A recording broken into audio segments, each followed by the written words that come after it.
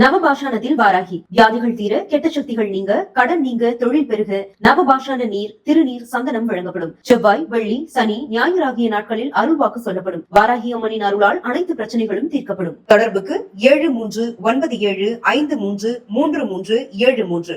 கடன் பிரச்சனையா, கருத்து வேறுபாடா, போன் மூலம் நியூமராலஜி ஃபார் கால் 7667975266. நீங்கள் மீடியாவில் வந்து ஒரு ஆங்கராக வரீங்கன்னு சொன்னால் அங்கே வந்து உங்களுடைய செயல்பாடுகளை வந்து கூர்ந்து கவனிப்பாங்கல்ல. ஸோ இருக்கிற எந்த துறையில் சேர்ந்தாலும் அந்த துறையில் வந்து நம்ம நேர்மையாக இருக்கணும், உண்மையாக இருந்தோம்னா சக்ஸஸ்ஃபுல்லாக ஆகணும். மணிமேகலைக்கு இப்போ வந்து ஒரு எங்கேயோ ஒரு வெற்றிடம், ஒரு கேப் இருக்குது. இந்த இதில் வந்து நம்மளால் ஜெயிக்க முடியுமான்னு வராங்க. வரட்டும், ஜெயிக்கட்டும். இந்த ஜீ தமிழில் பயணத்தை தொடங்குகிறாள் இந்த மணிமேகலை. மணிமேகலை போன்றவங்க யாராக இருந்தாலும் கேட்டிங்கன்னா, ஆங்கர்னால் அந்த ஆங்கருடைய வேலையை நீங்கள் சிறப்பாக செஞ்சீங்கன்னா பிரச்சனை இல்லை. ஆனால் அங்கே வந்து நீங்கள் தனிப்பட்ட முறையில் நீங்கள் கடந்து போனீங்கன்னா அப்போ நீங்கள் வந்து மற்ற விஷயங்களுக்கும் நீங்கள் தயார்ன்ற மாதிரி ஆகிடுங்க. சேனல்ல ஒரு இஷ்யூ ஆகுது, 2 ஆங்கர்ஸ்க்கு நடுவில் ஒரு இஷ்யூ ஆகுது. ஆனால் வந்து ஒரு ஆங்கர் மட்டும் வெளியேற்றப்படுறாங்க, இன்னொருத்தர் அங்கேயே இருக்காங்க, அவங்களுக்கு அத்தனை பேரோட சப்போர்ட் கிடைக்குது. அங்கே இருக்கக்கூடிய நபர்கள், அங்கே யார் ஜட்ஜாக இருக்கிறாங்களோ இந்த நபர்களுக்குள்ள அங்கே யார் வந்து ரெஃப்ரியாக இருக்கிறாங்கன்னு பார்க்கணும்ல. குறிப்பிட்ட ஒரு ஆங்கரை வந்து வெளியேற்றுறாங்க, அங்கே 2 தரப்புகளோட பிரச்சனைகளை பார்க்காம ஒரு நபர் அந்த இன்ஃப்ளூயன்ஸ் யூஸ் ஆகலாம். அந்த இன்ஃப்ளூயன்ஸ் பின்னாடி என்ன வேணா இருக்கலாம். அவங்களுக்கு ஒரு ஆண்கள் சப்போர்ட் இருக்கலாம், அவங்களுக்கு இவங்களுக்கு ஏதாவது ஒரு பாண்டிங் இருக்கலாம், அது என்ன மாதிரியான பாண்டிங் கூட இருக்கலாம். ஆனால் மணிமேகலை அவர்களுக்கு நிறைய சப்போர்ட் இருக்கிறத வெளியே பார்க்குறோம். அதுதான் சொல்கிறேன். நீங்கள் அந்த சப்போர்ட்டை யாருக்கு வந்ததுன்னு கேட்டிங்கன்னா மணிமேகலை. நீங்கள் வேணால் பாருங்கள், இந்த இதில் வந்து அந்த அம்மா ஜெயிக்கும், ஆங்கராக வந்தாங்கன்னா ஜெயிப்பாங்க.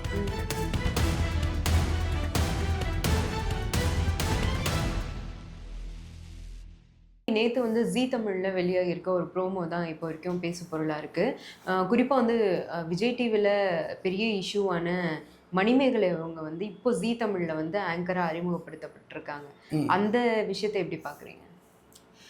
சினிமாவில் ஒரு விஷயம் நல்லா இருந்தேன், ஆங்கராக வரக்கூடாதுன்னு என்ன இருக்கேன்னா, இப்போ நீங்கள் கூட ஆங்கராக இருக்கீங்க, ஆங்கராக யார் வேணால் வரலாம், சரிங்களா? ஆனால் வந்து எந்த துறையில் வந்தாலும் அந்த அந்த ஆங்கர்ன்ற அதை வந்து நீங்கள் ஃபுல்ஃபில் பண்ணணும்ல. ஒரு சமூக அக்கறையோடு செஞ்சால் எதுவுமே தப்பு இல்லை. நான் பார்க்குறேன், இந்த சர்ச்சைக்கு பிறகு உங்களுக்கு தெரியல, பல சர்ச்சைகள்லாம் முடிச்சதில்லை, அதை பற்றி பழசாக பேசலாம், மறுபடியும் எல்லாத்த பற்றியும் பேசணும் நம்ம.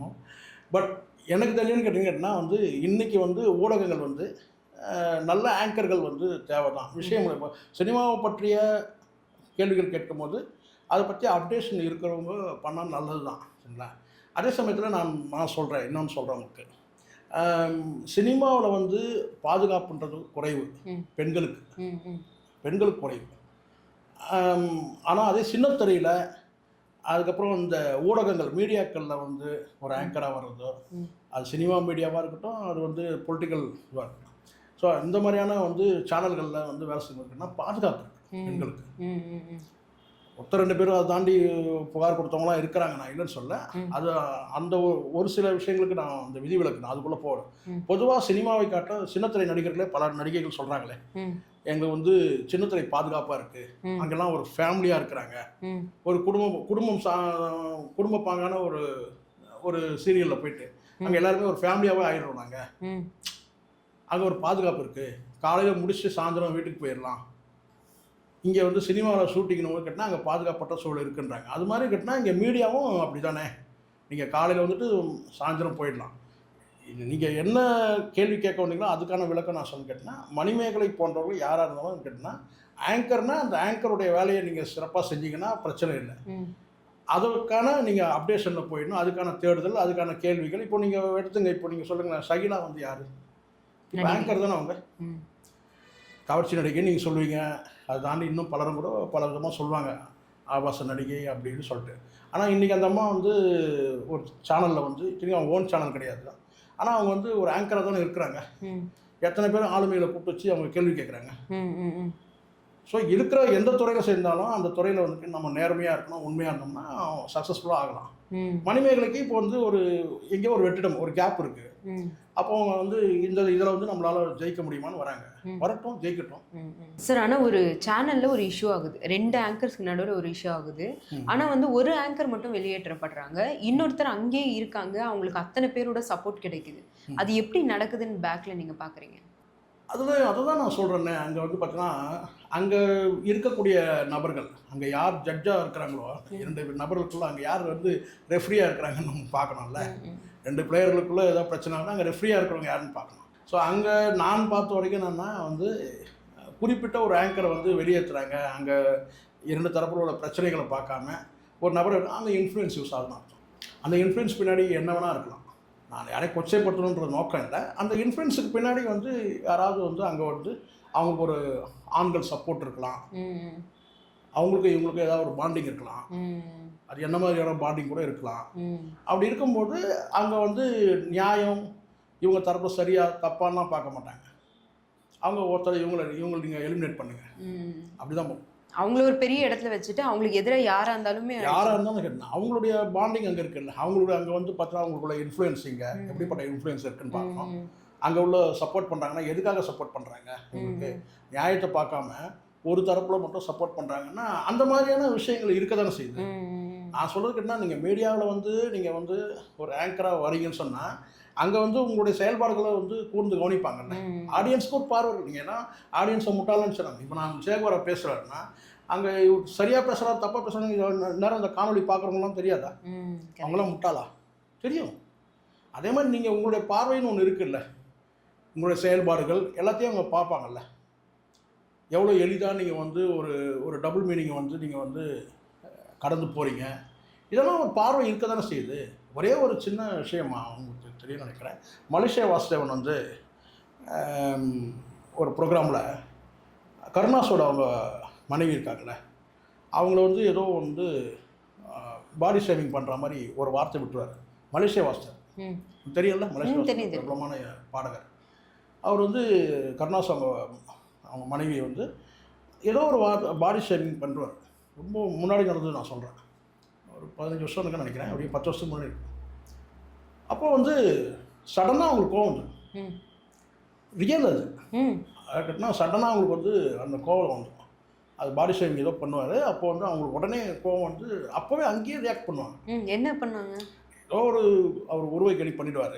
ஆனால் அவர் வந்து உள்நோக்கத்தோடு பண்ணல, அந்த ஃப்ளோவில் பேசும்போது ஏதோ ஒன்று பண்ணிடுவார். பட் அது உடனே அவங்க அங்கேயே ரியாக்ட் பண்ணுவாங்க. யார்? அதே கருணாஸோட மனைவி. அதே கருணாஸோட மனைவி வந்து பல முறை ஜட்ஜாக வந்திருக்கிறாங்க. அவங்க ஜட்ஜாக வந்ததும்போது பலரும் கூட வந்து அந்த மாதிரி பண்ணுறாங்க, காமெடியாக பண்ணுவாங்க. இங்கே சூழ்நிலைகள் தான் எல்லாமே எடுத்துக்கிறத பொறுத்து இருக்குது. அதை சொல்லக்கூடியவங்க யாருன்னு பார்த்து தான் அங்கே ரியாக்ட் பண்ணுறதும் அந்த மாதிரி இருக்குது. அது நம்ம பார்த்துருக்குறோம். இதை காமெடியாக பண்ணுறதுன்றது வேறு. சில நேரங்களில் வந்து சீரியஸாக பண்ணுற அந்த மூடுக்கு வந்துட்டாங்கன்னா அந்த ரியாக்ட் பண்ணுவாங்க. அங்கே இங்கே நம்ம வந்து இந்த விஷயத்தில் வந்து யார் மேலே தப்புன்னு நம்ம சொல்ல போகிறதில்ல. ஆனால் பொதுவாக நான் சொல்லணும்னு கேட்டிங்கன்னா வந்து இந்த பாடி ஷேவிங் பண்ணும்போது இல்லை டபுள் மீனிங்கில் பண்ணும்போது கேட்டிங்கன்னா அதை வந்து ஒரு காமெடியாக சிரிக்கிறதுன்னு ஒன்று இருக்குல்ல, அது தப்பு. அங்கே நீங்கள் வந்து ரியாக்ட் பண்ணி ஆகணும்.